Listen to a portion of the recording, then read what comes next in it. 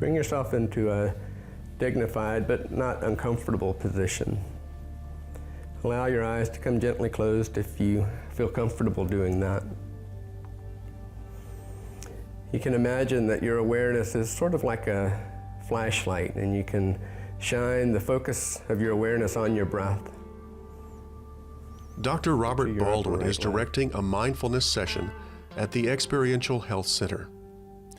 He's instructed his students to focus their minds on their breathing, and when their minds begin to wander, to shine their focus, like that flashlight, back onto their breathing. For the next 10 minutes, the students sit quietly, absorbed in the moment. This is mindfulness in action. Just a little bit more. One way to think about what mindfulness is to talk about a little bit what it isn't. In our society, we live with a lot of stress. I think that our society engenders a lot of compulsive thinking, and our minds become like hyperactive dogs on a very long leash. And so you're trying to walk this hyperactive dog down the street, and it runs into the neighbor's yard, and then you're worried about what it's doing over there, and then it might run out into the street, and you're worried about it being run over. And so it's always causing lots of anxiety based on where it drifts off to. Meditation is a way of shortening that leash so that we have our mind more focused on what's happening in the present moment. And when you focus your awareness on the present moment, you begin to realize that right now, more often than not, there isn't anything wrong. So mindfulness can be described as moment-to-moment awareness, but with one important caveat. Usually when we're attending to what's happening moment to moment, we make judgments about it. I like this, I don't like that. But mindfulness is about allowing experiences to happen without making immediate judgments. It's important to understand that mindfulness and meditation are not necessarily the same thing. Mindfulness is a state of mind, and meditation is a means of cultivating that state of awareness with the goal of living life in a state of mindfulness. So we could be reading a book mindfully, we can be cooking mindfully, I can be having a conversation with you mindfully, as long as I'm fully attentive and other things are not drifting through my mind at that time. Driving somewhere, and we might have a long commute or something, and that's an opportunity for your mind to wander. And every opportunity then, everything that we engage in becomes an opportunity to practice mindfulness. So a red light, and you stop at the red light, and that becomes an opportunity to bring yourself back to what's happening right now, rather than getting lost in thought and worrying about something that might be happening in the future. Because mindfulness can be incorporated into almost any aspect of our daily lives, everyone from office workers to the Marine Corps have been using it.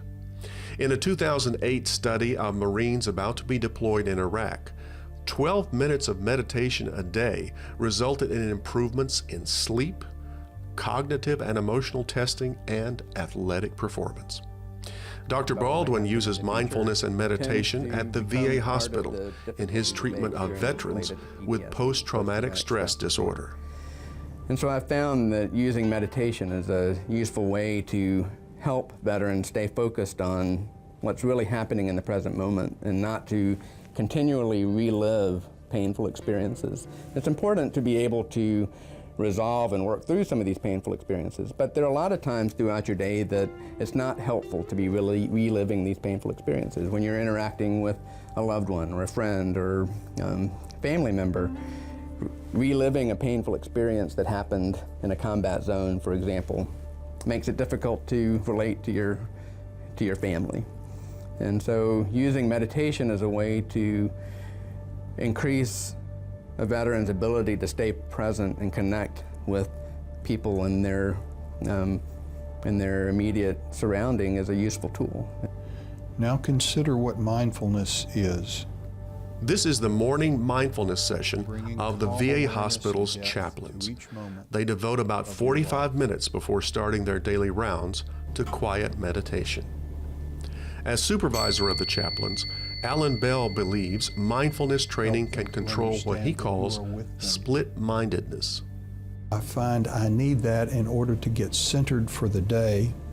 We're going to meet many things in the day that are very painful, that are objectionable, that are sometimes frustrating and angering and harsh and rude and all of those negative things. Mindfulness, to me, is something that helps us get centered, brings us back to what's important, and keeps us in the present moment, which in our work as chaplains is extremely important. So what can mindfulness do for you? How about getting a better night's sleep? A report in the Journal of the American Medical Association reported 49 older adults with sleep problems started sleeping better after 6 weeks of mindfulness practice. At night, when you're trying to sleep, compulsive thinking a lot of time gets in the way of trying to go to sleep. And just like meditation, the act of sleeping is letting go. And so meditation helps prepare us to be better able to let go of things. And mindfulness can help alleviate one of the great fears of old age, loneliness. The way to deal with fear is to become familiar with a situation that's causing you to be afraid. And so if loneliness is your problem, then sitting practice alone helps us to deal with that kind of loneliness. To me, what it does is to turn loneliness into solitude. And solitude is a very positive experience. It's where we enjoy being alone. After 30 years of practicing meditation and mindfulness, Professor Musey is a testament to the positive effects of living life in the moment. I'm a healthier person for it. I'm a happier person for it. And I kind of imagine my retirement right now as just sort of increasing the opportunity to sit there very peacefully and serenely and contemplate the mysteries of the universe.